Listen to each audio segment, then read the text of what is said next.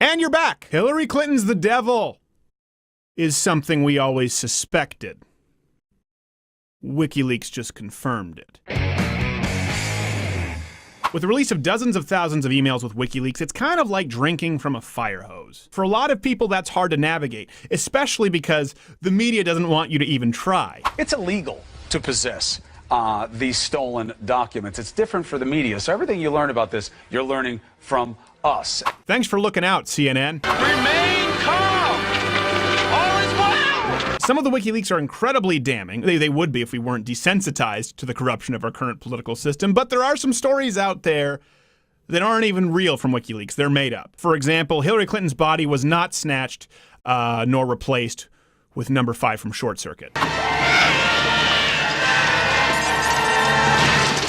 Though it is plausible. Something to remember with all of the tabloid headlines out there. Personal testimony is one of the least reliable forms of evidence in court. One of the most reliable?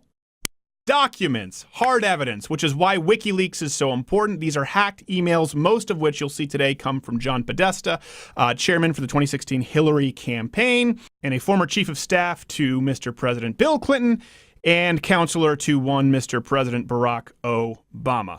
Top 10 WikiLeaks you need to know. Let's get to it. Starting off with a bang. Number 1, Hillary Clinton wants open borders. In a transcript taken from a speech, Hillary Clinton said, "My dream is a hemispheric common market with open trade and open borders." So this is problematic, to use their term, only if you believe in countries. The term globalism is thrown around so flippantly today, it's lost all meaning. But the term globalism was invented for this.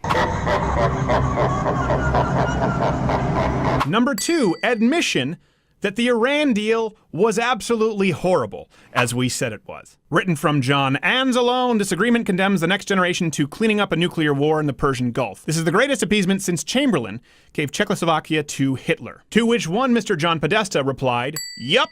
He didn't even fight it. The entire DNC in the public eye. No. The Iran deal isn't what you think. Behind closed doors, it's exactly what you think. It sucks. Thanks, Satan.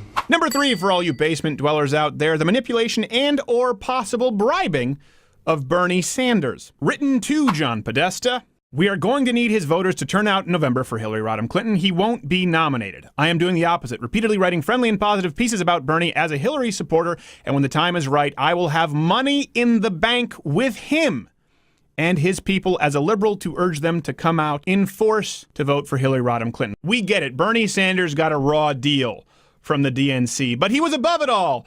Except he's got 3 houses to pay for. Dollar bills, y'all. Money. Number 4, Democrats created fake sexist Trump ads. Are you smelling desperation yet? Some of the job requirements designed to look as an ad to work for Trump were as follows. No gaining weight on the job, must be open to public humiliation, a willingness to evaluate other women's hotness, proficient in lying about age if the boss thinks you're too old. Firstly, I don't have too many gripes with those, but we know that a lot of women would, and that's the point. Slander and impersonation coming directly from the horse's mouth. Don't call them horses, that's also sexist, but some of them look like horses. Believe me when I tell you, I have heard the news. Number 5, which is particularly timely because right now, the current Democratic Party is being accused of committing voter fraud, which they deny. Which is interesting because Hillary Clinton and her campaign vehemently accused Barack Obama of committing voter fraud in Colorado. I met with Jim and Mike in Denver. They are both old friends of the Clintons and have lots of experience. Mike hosted our Boulder Roadshow event. They are reliving the '08 caucuses where they believe the Obama forces flooded the caucuses with ineligible voters. They want to organize lawyers for caucus protection, election protection, and to raise hard cash symbol. One thing you'll find remarkably consistent is the typos and emojis in these emails. At worst, it's slightly grating, but worth noting. Again, publicly, Democrats deny that they commit voter fraud behind closed doors when there's the infighting and they know that we're not watching. They know, of course, that voter fraud is being committed. But shh, don't tell CNN. They'll do the math for you. Welcome to hell. Number 6. You know how we always talk about how the left refuses to say Islamic terrorism, and it almost seems like they have their fingers crossed, hoping that every next mass shooter or terrorist is white, and they say no. Well, it turns out they do. As written in a private email from, again, Podesta, better if a guy named Saeed Farouk was reporting that a guy named Christopher Hayes was the shooter. Yes, clearly that would have been better for your campaign. Not so much America. And that's the overarching theme here. What's good for Hillary? Not so much good for America. What's good for the goose is good for the gander. They just kill all the geese. Number 7 and 8 are kind of joined. We could probably have another 20, 30, 40, 5,000 of these examples of the Democratic Party and media collusion. But of course, we wouldn't have time for that list. So the two that stand out to me most are CNN's Donna Brazile gave the Clintons a heads up regarding a Bernie tweet storm. How do I know? Well, because Podesta wrote, "Thanks for the heads up on this, Donna." Call it a detective's intuition. And yet again, more proof that Bernie got a raw deal. Not a huge Bernie fan, but boy did he get screwed on this. You belong with me! The next one is our own resident favorite, Ezra Klein of Vox.com. If you watch our show at all, you know that we have a good laugh about Vox's articles nearly every week, and we've rebutted a few of their videos, particularly on gun control. As a matter of fact, they are so known to be misleading and far left. There's a verb in Urban Dictionary, Vox-splaining is what they do. Of course, they deny, but when asked with who they thought would keep other journalists accountable, namely only printing positive stories about Hillary Clinton, Jennifer Palmieri, I don't know, wrote this. "I think that person, the degree to which they exist, is Ezra Klein, and we can do it with him today." So you've got Donna Brazile teaming up with the Clintons, teaming up with Ezra Klein, and of course CNN telling you, "Don't read these emails, we'll read them for you." Are you noticing a trend? If not, you might be a stupid person. Number 9, this is important. We know from WikiLeaks that Hillary Clinton knowingly, criminally deleted emails.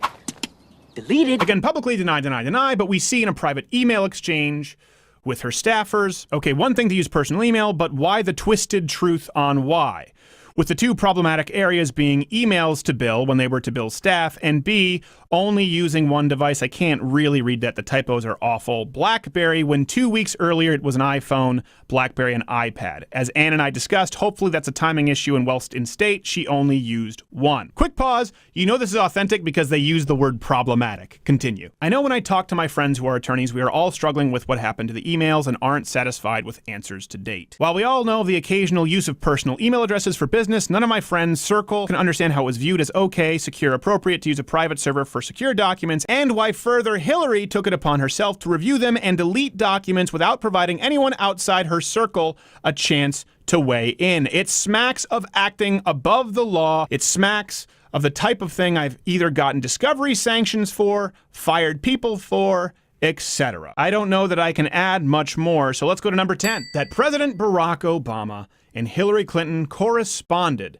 via private email. Why is this so important? She knowingly deleted emails, as you see in those exchanges. Why was she let go when it is illegal to do that? A lot of people suspected that this may go to the top. It may reflect poorly on President Barack Obama. Otherwise, why would he protect her from the fall? There's a lot of back and forth. Here's a highlight. National Review talked about it in an email from Podesta to Mills. He said, "Think we should hold emails to and from the president?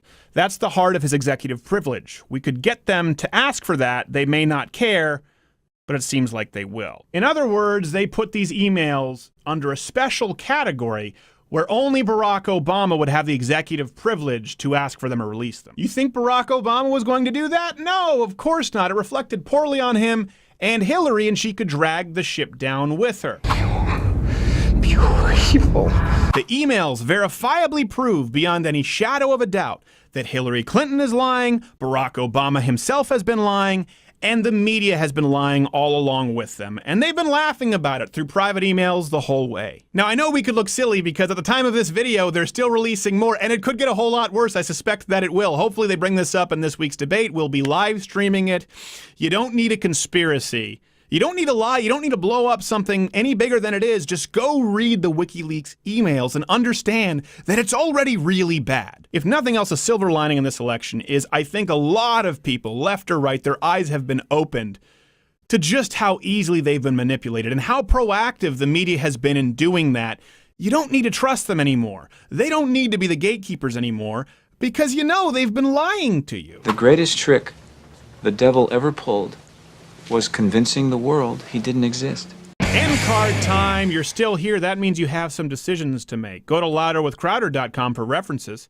Click my face to subscribe. Watch one of these videos next to me, or you can click the mystery box. Now, I'm not going to lie to you.